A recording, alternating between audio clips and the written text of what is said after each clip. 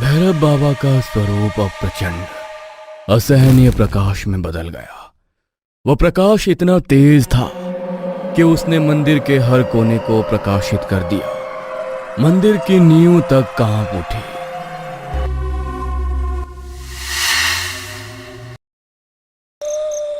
भैरवगढ़ गांव जो सिर्फ जंगलों के बीच में बना एक गांव नहीं था, ये एक आस्था थी, एक अटूट विश्वास जो पीढ़ियों से पहाड़ों की छांव में बसा हुआ था।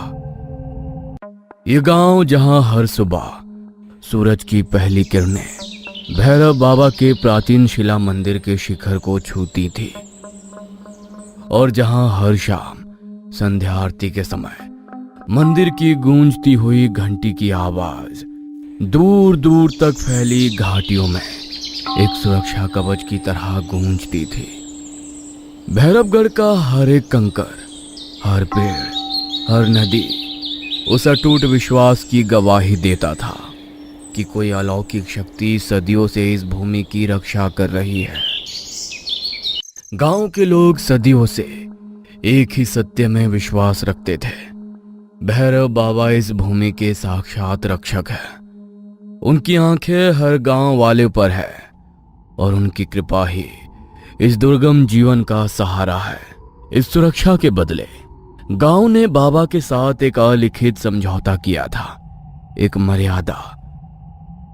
यह नियम था, रात के तीसरे पहर जब छायाएं सबसे गहरी होती हैं, कोई भी मनुष्य मंदिर की सीमा रेखा के पास जाने की हिम्मत नहीं करता।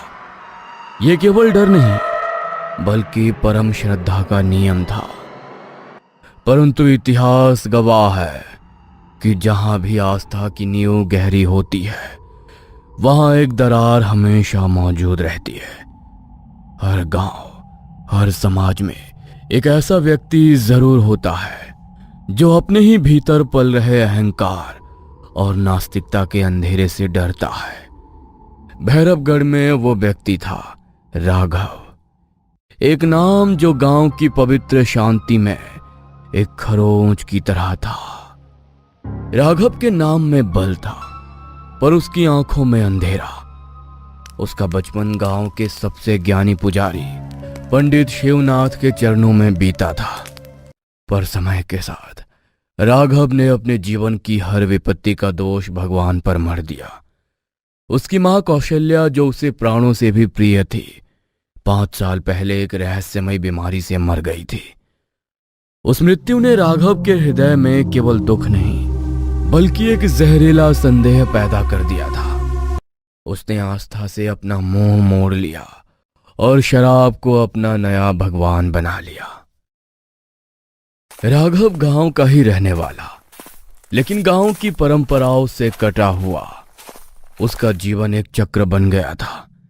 दिन भर सस्ती शराब पीना, और रात को जब सारे गांव में शांति छा जाती तो वो मंदिर के ठीक सामने पीपल के नीचे बैठकर अपने ही नशे में चूर होकर हंसता। उसकी हंसी मंदिर की पवित्र घंटी की आवाज पर एक तमाचा थी। गांव वाले सादगी और भय के मिश्रण से भरे हुए उसे समझाते। गांव के सबसे बुजुर्ग रामलाल काका, जिनकी सफेद दाढ़ी में भैरवगढ़ का पूरा इतिहास छिपा था, अक्सर राघव को समझाते। राघव, तुझे क्या हो गया है? तू क्यों बाबा को ललकारता है? कौशल्या की मौत का दुख हम सबको है, पर बाबा तो न्याय करते हैं। ये जिद छोड़ दे बेटा, नहीं तो तेरा सर्वनाश हो जाएगा। अरे छोड़ो ये सब बाबा टाबा की बातें, सब ढोंग है। ये पुजारी और बुजुर्ग लोग बस डराते हैं। कोई देवता नहीं होते। अरे अगर होते तो मेरी माँ क्यों मरती? अगर होते तो मुझे क्यों नहीं दिखते? रामलाल काका ने राघव को अकेले में समझाने की अंतिम कोशिश की। राघव, मेरे बच्चे, भैरव बाबा से मजाक मत कर बेटा। ये हमारी श्रद्धा है। तू अपनी जिद में आंखें बंद कर रहा है। उनकी मर्यादा में रहना ही भलाई है। बाबा तेरी परीक्षा ले रहे हैं, उन्हें चुनौती मत दे। राघव ने काका की बात को हंसी में उड़ा दिया। पुरखें, पूर्वज, क्या है ये सब? मैं केवल एक ही चीज में मानता हूं जो मेरी आंखें देखती हैं। अगर सच में बाबा है तो आज रात सामने आकर दिखाएं। मैं मंदिर की चौखट पर बैठकर देखूंगा पूरी रात। दिखाओ, क्या सच में कुछ होता है? इतना कहकर उसने बोतल से एक बड़ा घूंट लिया और गगनभेदी आवाज में चिल्लाया, माँ, कहाँ चली गई तुम? आज मैं बाबा से पूछ कर रहूंगा कि उन्होंने मुझसे आपको क्यों छीना। रामलाल काका और वहां खड़े कुछ लोग सहम गए। राघव ने जो किया था वह साक्षात ललकार थी। काका ने कांपते हुए हाथ जोड़कर कहा, प्रभु, इसे क्षमा करना, यह अज्ञानता में डूबा है। उस रात भैरवगढ़ में ऐसा सन्नाटा छा गया मानो प्रकृति ने भी अपनी सांसें रोक ली हों। हर घर के दरवाजे भीतर से कसकर बंद थे। राघव ने अपनी टॉर्च उठाई और लड़खड़ाते हुए दृढ़ कदमों से उस पवित्र और निषिद्ध मंदिर की ओर चल पड़ा। वह रात के तीसरे पहर में मंदिर के मुख्य द्वार पर पहुंचा। बाबा, भैरव बाबा, सुन रहे हो ना? तुम्हारा ये भक्त आया है। अगर तुम सच में हो तो आकर दिखाओ मुझे। क्या हो गया?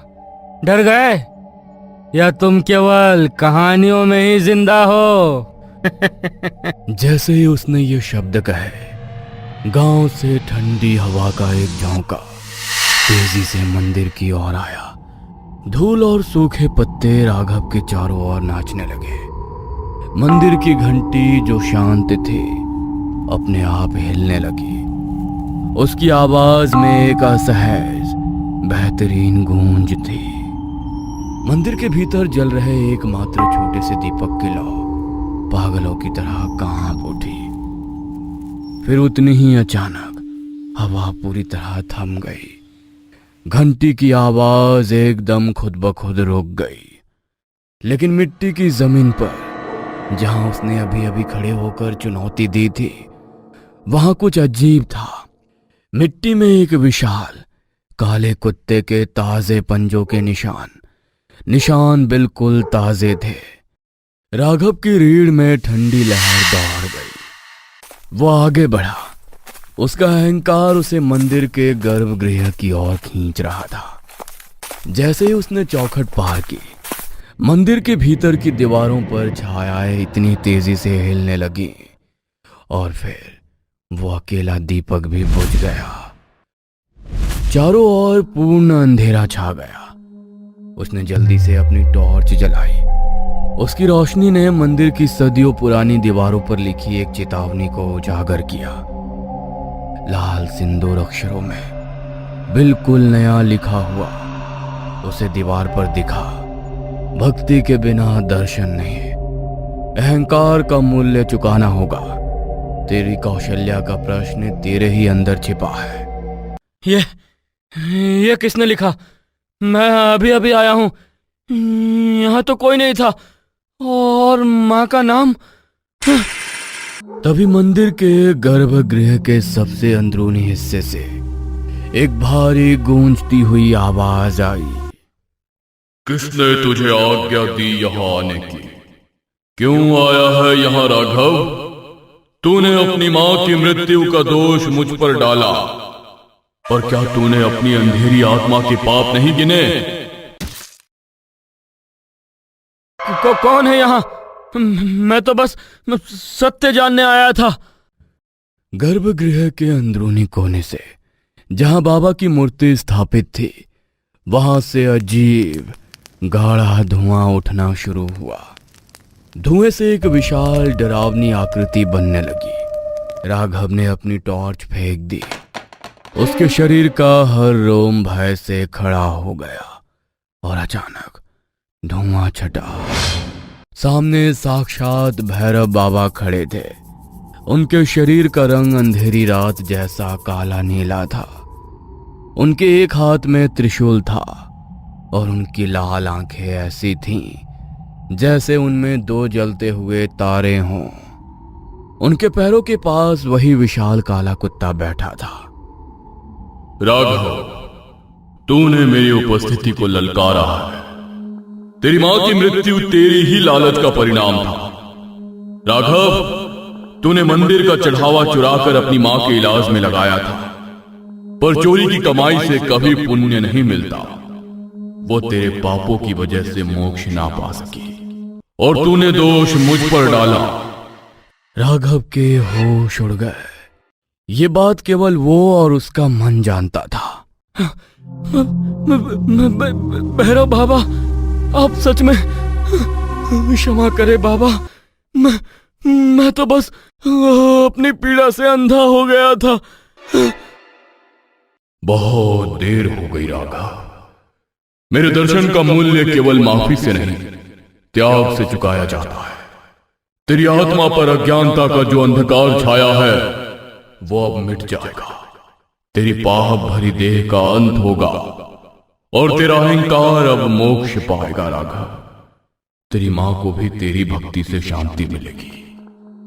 भैरव बाबा का स्वरूप अब प्रचंड असहनीय प्रकाश में बदल गया। वह प्रकाश इतना तेज था कि उसने मंदिर के हर कोने को प्रकाशित कर दिया। मंदिर की नींव तक कांप उठी।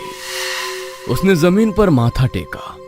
उसकी अंतिम आवाज उसके होठों से निकली, जिसमें अब कोई नशा नहीं था, केवल शुद्ध समर्पण था। जय भैरव बाबा, मुझे मोक्ष दो। एक अंतिम तीव्र गर्जना हुई। यह गर्जना आत्मा से आई थी। फिर सब शांत। मंदिर में अब केवल वही शांति थी, पर अब राघव वहां नहीं था। सुबह गांव वाले मंदिर पहुंचे। उन्होंने देखा कि फर्श पर एक बारीक सफेद राख फैली थी। राख के ठीक पास राघव की शराब की खाली बोतल पड़ी थी। मंदिर के ठीक ऊपर दीवार पर, जहां राघव ने पहले चेतावनी पढ़ी थी, एक और पंक्ति जुड़ी हुई थी, जो अंधकार से सत्य खोजे वह सत्य में ही विलीन हो जाता है। लोग कहते हैं राघव की भटकती आत्मा अब नशे में नहीं, बल्कि भक्ति की शाश्वत शांति में लीन रहती है। जिसने साक्षात भैरव बाबा को उनके रौद्र रूप में देखा, वह अब किसी और लौकिक सत्य की तलाश में नहीं भटकता।